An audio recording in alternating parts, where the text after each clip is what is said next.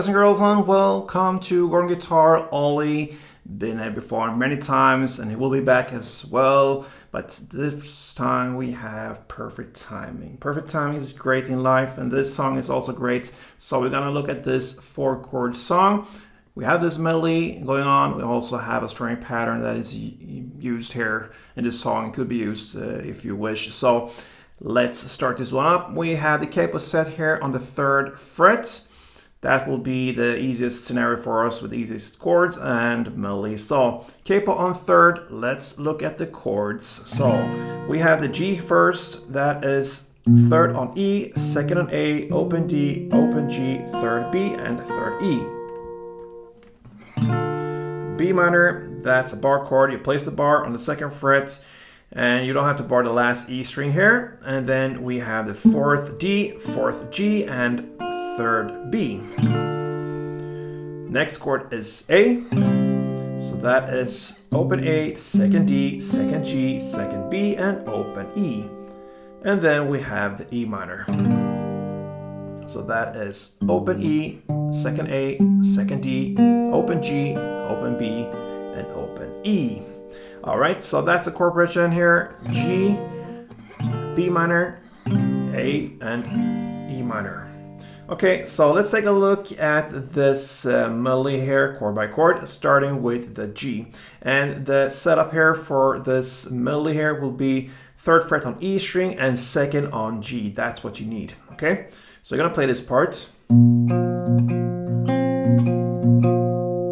All right, so that is 3rd on E, open D, again, 3rd on E, open D, then 3rd on E, then you go down to 2nd G, and then you're gonna go 3rd E, open D, 3rd E, and open D.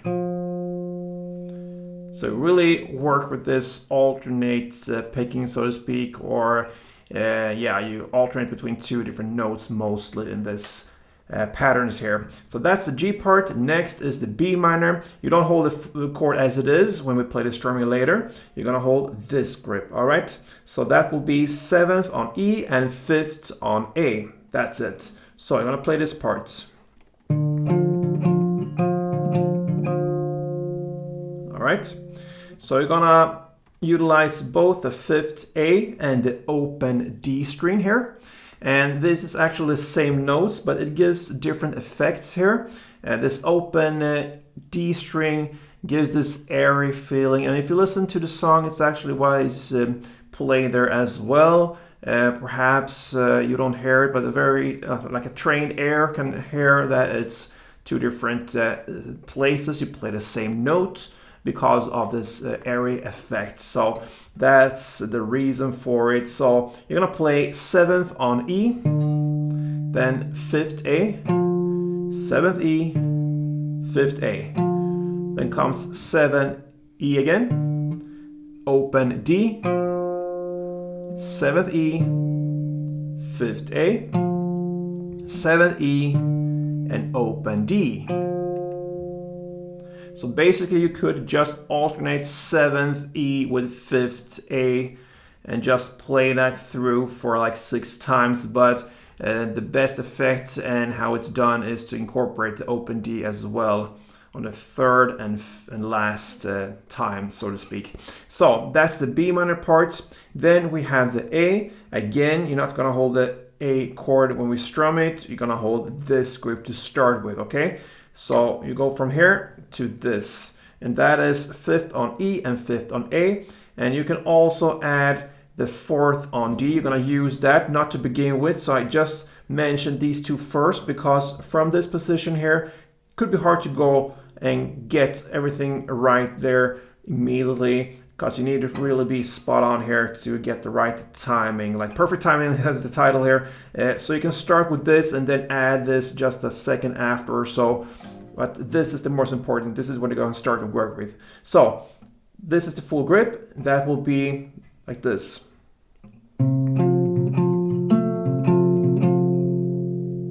So you could go like, and then add this a second after or so. Anyway, you're gonna play 5th E, 5th A, 5th E, 5th A, and then comes 5th E, 4th D, 5th E, 5th A, 5th E, and 5th A. So the patterns are pretty much the same or similar here. And then we have the final E chord here that is a little bit off the pattern here. It goes like this.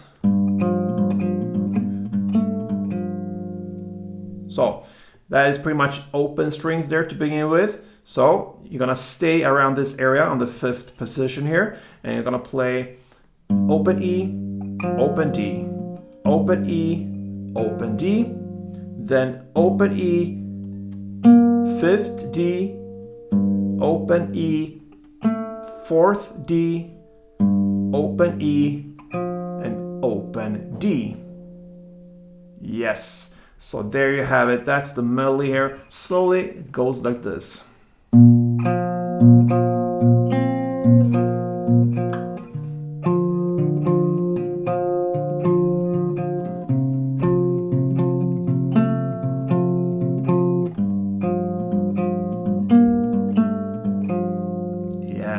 Alright, so if you're gonna play this from beginning to the very end, it's fine, but you can also switch it up with a strumming pattern. And let's take a look at this with the G chord, since that is the first chord. And now you're gonna go to the basic chords, the grips, G, B minor, A, and E minor. You're gonna play one string around per chord here, and it's a pretty long strumming pattern here. I'm gonna play it for you first and then explain. It goes like this.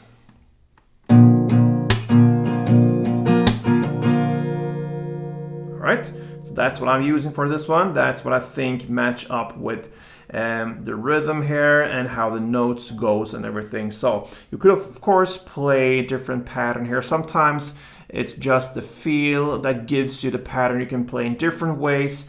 This is what I should do, and that's like pretty much reminiscent of the melody and the notes, how they goes. So it starts with down, down, clap. Okay, and it continues with up, up, down, down, up.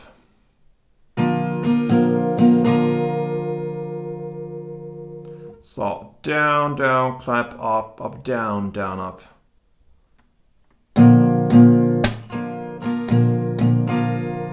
And then it ends with clap, up, down, up.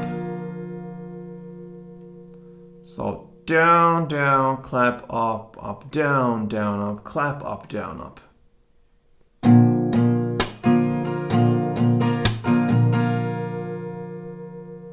Okay, so.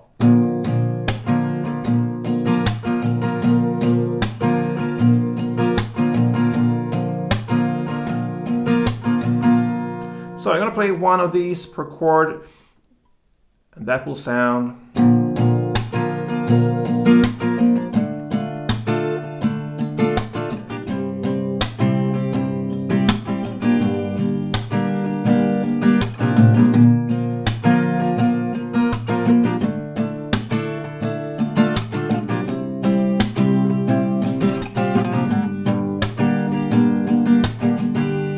Alright guys, so that pretty much covers Ollie's perfect timing. Hope you enjoyed it. Please feel free to leave me a comment and support me here on Going Guitar in different ways. Subscribe if you haven't yet, and yeah, play tuned.